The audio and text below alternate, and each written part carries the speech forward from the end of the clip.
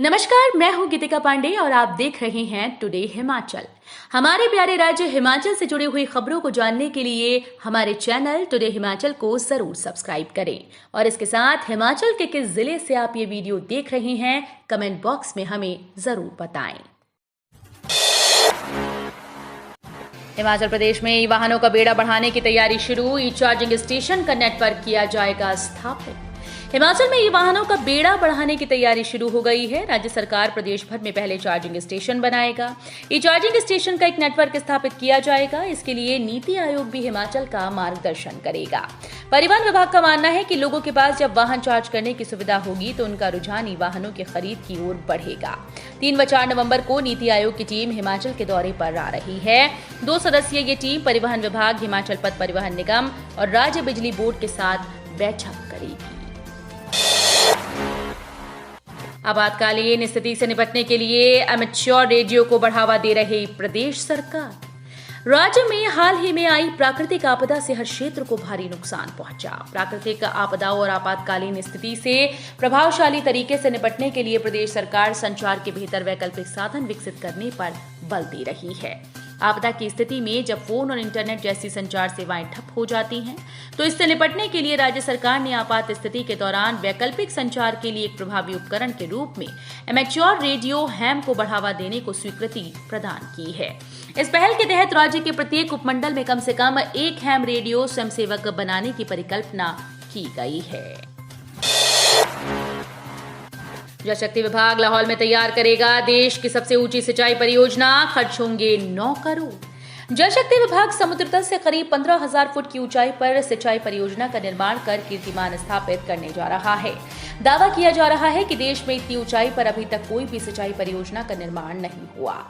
इस परियोजना के बन जाने से लाहौल के सबसे सूखाग्रस्त क्षेत्र तांदी पंचायत हरा भरा हो जाएगा। सूखे के कारण पंचायत के कुछ गांवों को पलायन करने तक की नौबत आ गई। खैर, अब ये इलाका जल्द ही पानी से तर हो जाएगा। सीएम सुक्खू दिल्ली के एम्स से ई ऑफिस के जरिए निपटाएंगे काम। ऑनलाइन भेजी जाएंगी जरूरी फाइल्स। मुख्यमंत्री सुखविंदर सिंह सुक्खू पेट में संक्रमण के कारण इन दिनों दिल्ली स्थित अखिल भारतीय आयुर्विज्ञान संस्थान एम्स में उपचाराधीन हैं। मुख्यमंत्री का कुछ दिनों तक दिल्ली में ही रहने का कार्यक्रम है। ऐसे में जरूरी फाइल्स मुख्यमंत्री को ऑनलाइन भेजी जाएंगी। सरकार में ऐसी व्यवस्था की गई है कि मुख्यमंत्री को ई ऑफिस पर ही जरूरी फाइल्स भेजी जाएंगी। पुरानी व्यवस्था के तहत फाइल्स के ढेर मुख्यमंत्री कार्यालय में नहीं लगेंगे। स्वास्थ्य मंत्री शांडिल ने स्ट्रोक के प्रति किया जागरूक। बोले, तुरंत अस्पताल पहुंचाया जाए तो रोगी हो सकते हैं स्वस्थ। स्ट्रोक यानी पक्षाघात जैसी गंभीर रोग के संबंध में व्यापक प्रचार प्रसार की आवश्यकता है ताकि सभी इस रोग के कारण और निवारण के विषय में जागरूक हो सकें। ये बात स्वास्थ्य मंत्री डॉक्टर धनीराम शांडिल ने सोमवार को MS पवार संचार एवं प्रबंधन संस्थान सोलन में इस विषय पर आयोजित राष्ट्रीय कार्यशाला को संबोधित करते हुए कही। इस राष्ट्रीय कार्यशाला का आयोजन अली यावर जंग नेशनल इंस्टीट्यूट ऑफ स्पीच और हियरिंग डिसेबिलिटी व MS पवार संस्थान सोलन के संयुक्त तत्वावधान में किया गया। हिमाचल में बदलेगा मौसम। इस दिन से बारिश और बर्फबारी के आसार।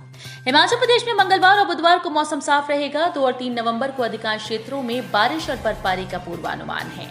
पश्चिमी विक्षोभ की सक्रियता से मौसम में ये बदलाव आने के आसार हैं। सोमवार को राजधानी शिमला सहित प्रदेश के अधिकांश क्षेत्रों में मौसम साफ रहा।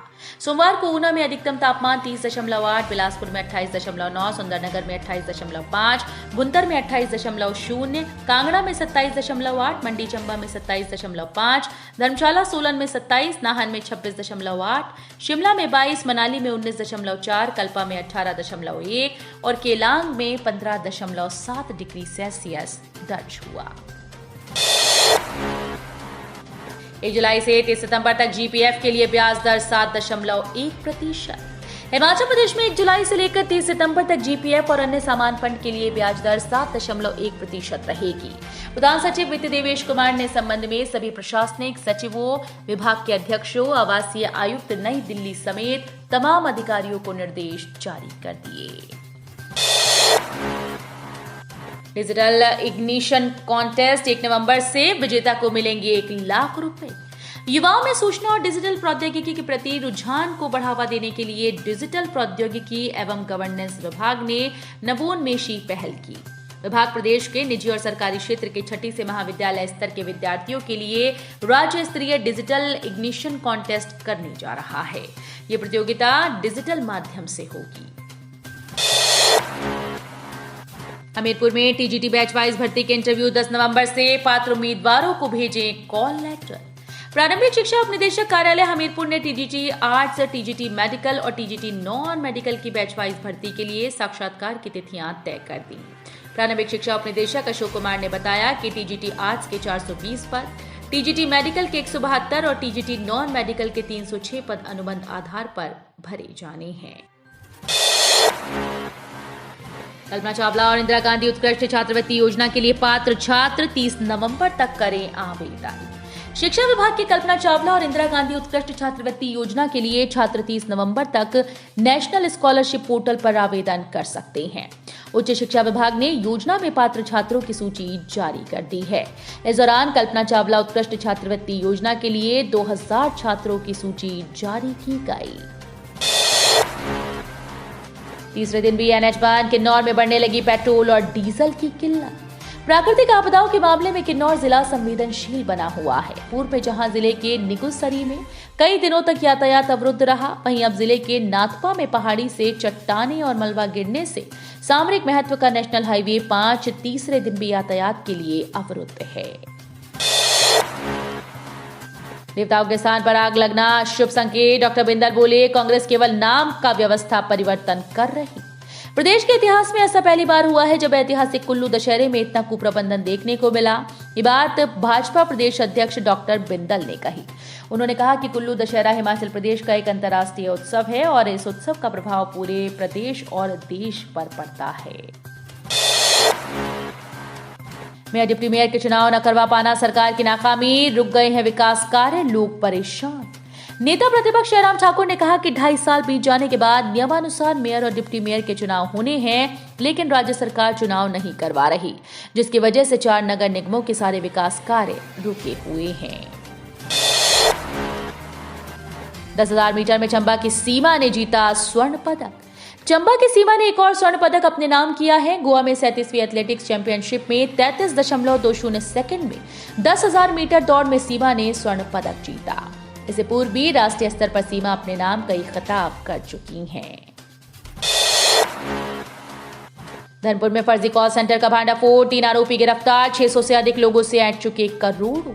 पुलिस ने जिला सोलन के धनपुर में एक फर्जी कॉल सेंटर का भांडाफोड़ किया है, जहां से लोगों को कनाडा में नौकरी देने के नाम पर ठगी की जा रही थी। इस मामले में पुलिस ने पंजाब के 3 आरोपियों को गिरफ्तार कर लिया है। पुलिस की प्रारंभिक जांच में खुलासा हुआ कि संबंधित आरोपी अभी तक 600 से अधिक लोगों को अपना शिकार बना चुके हैं। तो ये थे हिमाचल प्रदेश से जुड़े हुए आज के ताजा तरीन समाचार। उम्मीद करते हैं आपको जरूर पसंद आए होंगे। थोड़े से भी पसंद आए हो तो चैनल को सब्सक्राइब और वीडियो को लाइक करना बिल्कुल ना भूलें।